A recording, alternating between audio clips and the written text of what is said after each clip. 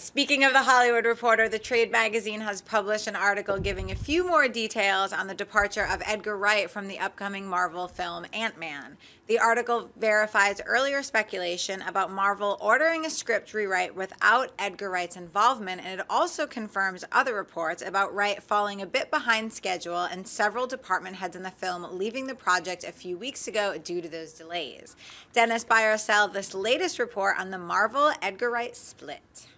I'll buy the report in terms of what happened. It sounds kind of similar to what people have been saying of the reasons, the creative differences. I do sell the fact that Edgar Wright is leaving because he's been working on this for years, and even Kevin Feige himself said that the reason that they were making this movie was because Edgar Wright's vision of it, and now they've kind of, now that he's leaving, they're going to get someone else to direct it. They're going to do rewrites. But at the same time, I know Marvel has their way of doing things. You know, there's the Marvel way. And they've been pretty successful in what they've been doing. Pretty successful, exactly. yeah. So maybe they don't want to veer from that. Yeah, I think, you know, we talked about this in general a little bit yesterday. And all of this report coming out of the Hollywood Reporter does make sense. And, you know, we did mention it yesterday. He's been working on it for like 8 years. But the state Marvel is in now is a different state than it was in, you know, when they were developing this film, when they decided to greenlight it, when they decided to go ahead with it. And the Hollywood Report article mentions one thing that I think is really key for us to keep in mind as film fans. A lot of people are saying, well, look, just trust Edgar. Just trust Edgar. No, I get that. Nobody in this, you know, city right now is a bigger fan of Edgar Wright than me. But what the article points out is what people are forgetting to say is like, trust Kevin.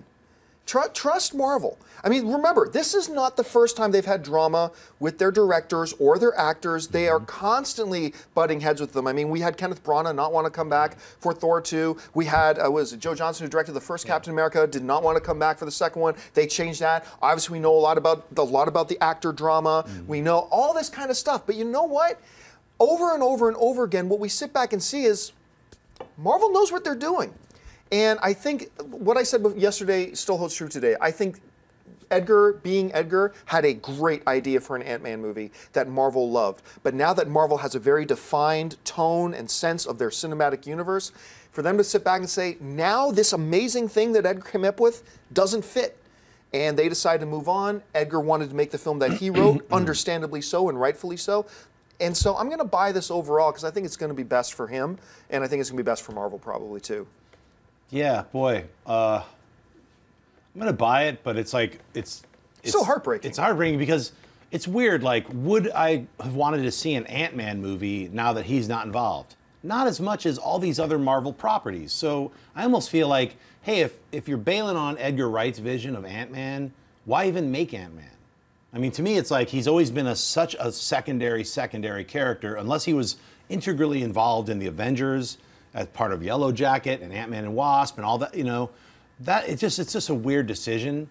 That to me, it's like just make Black Panther or the Inhumans or Moon Knight or any, you know, it's like I could list 400 characters that I'd kind of rather see than Ant-Man. I mean, even that cover there is from a really horrible comic from 2007, another iteration of Ant-Man, which didn't work. So there's like, they've tried rebooting Ant-Man in their own comics and it never works.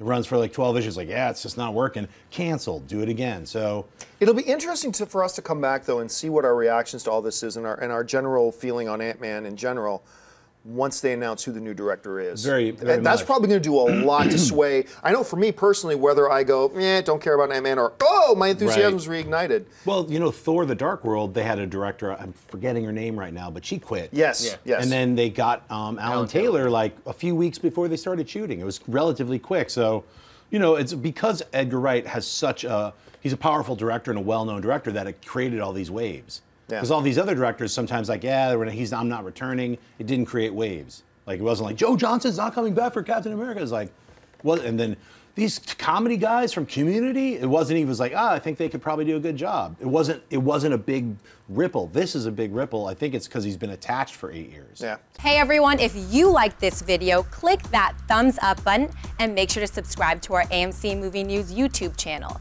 It's free and helps you stay up to date with all the latest movie news, as well as our daily AMC movie talk show. Also, make sure that you follow us on Facebook and Twitter to stay up to date with all of our special promotions, contests, and prize giveaways.